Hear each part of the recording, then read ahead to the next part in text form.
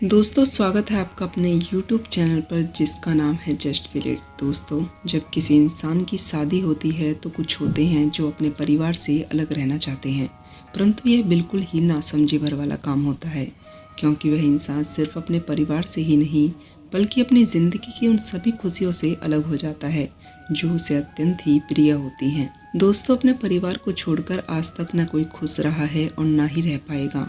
मैं आपको एक घटना, एक कथा के माध्यम से बताती हूँ जिससे स्वयं नारद जी ने एक बालक को बताई थी। लेकिन वीडियो में आगे बढ़ने से पहले मैं आप सभी से निवेदन करती हूँ कि वीडियो को पूरा देखें। दोस्तों, एक समय की बात है जब देवऋषि नारद जी अपनी कुटिया के समक्ष खड़े थे। तब उनके पास उनका एक शिष्य आता है और वह कहता है, गुरुदेव, मुझे आपसे एक प्रश्न पूछना है। तब नारद जी कहते हैं, बेटा तुम कहो, तुम्हारा कौन सा प्रश्न है। तब वह शिष्य कहता है, गुरुजी, मैंने अपने गाँव में देखा है कि कुछ लोग अपने परिवार को छोड़कर बहुत दुखी रहते हैं, इसका क्या कारण है।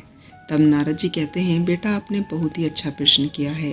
इस कलयुग में आने वाले प्रत्येक मानव को इससे बहुत बड़ी सीख मिलेगी।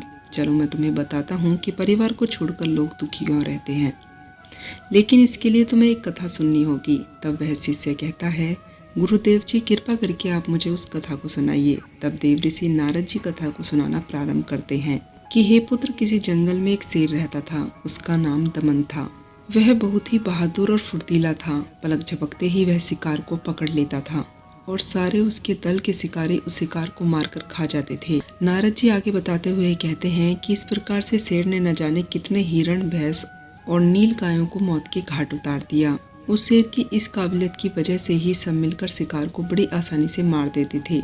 दमन की बहादुरी की वजह से ही उस दल के सारे शेर उसे बहुत इज्जत देते थे। लेकिन कहते हैं ना कि जब किसी को ज़्यादा इज्जत दी जाती है तो उसे मिलने वाली इज्जत की वजह से उसमें घमंड आ जाता है। ऐसा ही दमन शेर के साथ भी हुआ। दमन शेर को अपनी काबिलियत पर घमंड होने लगा था। दमन की ऐसी धमकी सुनकर सारे शेर बड़े ही अचंभित हो जाते हैं और सोचते हैं, आज इसे क्या हो गया, यह तो हम लोगों को ही आंख दिखा रहा है। इसे अपनी वीरता पर ज़्यादा ही अभिमान हो रहा है। दमन के ऐसे व्यवहार से शेर नाराज हो जाते हैं। उनमें से एक बूढ़ा शेर दमन को समझाने लगता है और बोलता है, बेटा, शिकार तो सभी लोग मिलकर करते हैं और उस शिकार में सभी का बराबर का योगदान रहता है, तो उनके साथ ऐसा क्यों कर रहे हो। तब दमन कहता है, काका, आप क्या कह रहे हो। जितने भी शिकार होते हैं उनमें सबसे ज़्यादा मेहनत मुझे ही करनी पड़ती है। मैं वायु की गति से दौड़कर शिकार का पीछा करता हूँ और उसे पकड़ता हूँ। तुम लोग तो पकड़े हुए शिकार को मारकर खाते हो। मेरा योगदान अधिक होता है, इसलिए शिकार पर पहला अधिकार तो मेरा ही बनता है। वही बात मैंने इनसे कही है कि मेरे खाने के बाद आप शिकार को खा सकते हैं। नारद जी आगे बताते हुए कहते हैं कि दमन शेर की घमंड भरी बातें किसी को भी पसंद नहीं आई।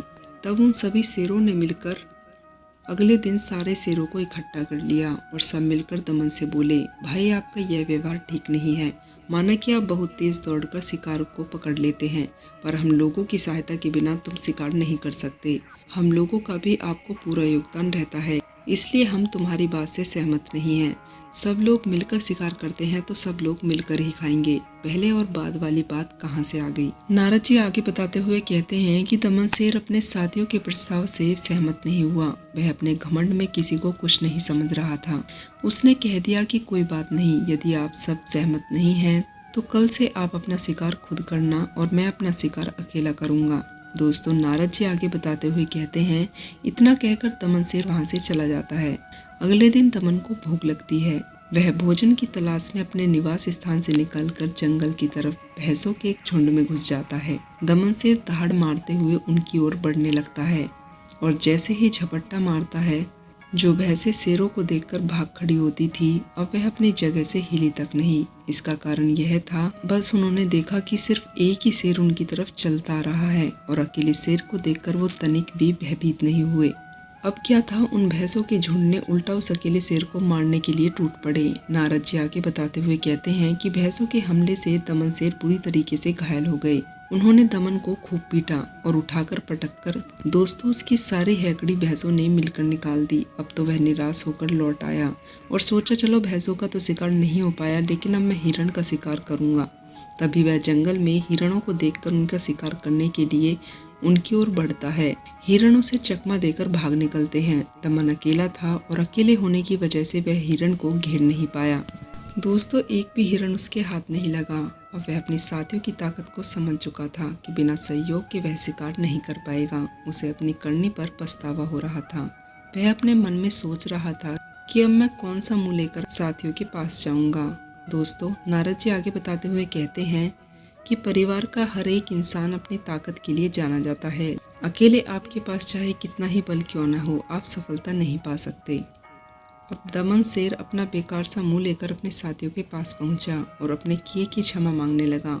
दोस्तों देवऋषि नारद जी आगे बताते हुए कहते हैं कि दमन शेर ने कहा कि वह अकेला भागकर शिकार तक पहुंच तो सकता है, पर उसे मार नहीं सकता।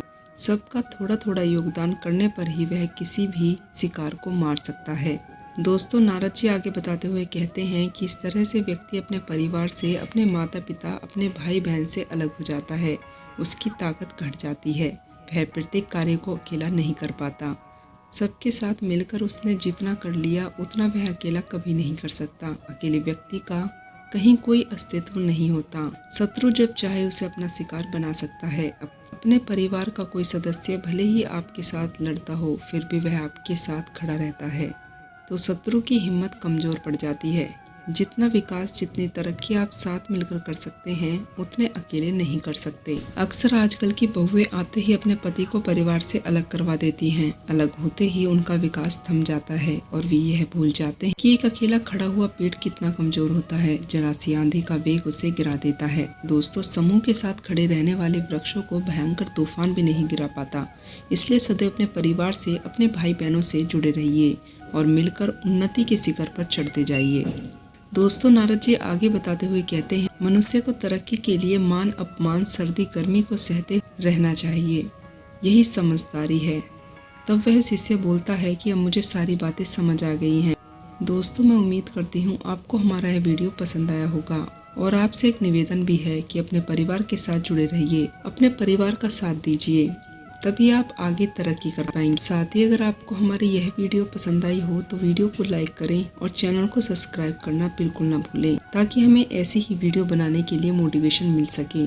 दोस्तों इस वीडियो को अपने दोस्तों के साथ भी शेयर करें जो अपने परिवार से अलग होना चाहते हैं और कमेंट सेक्शन में राधे राधे कमेंट अवश्य करें। दोस्तों मिलती हूँ इसी प्रकार की अन्य जानकारियाँ लेकर। तब तक के लिए आप अपना ध्यान रखें, खुश रहें। जय सनातन, जय श्री राम।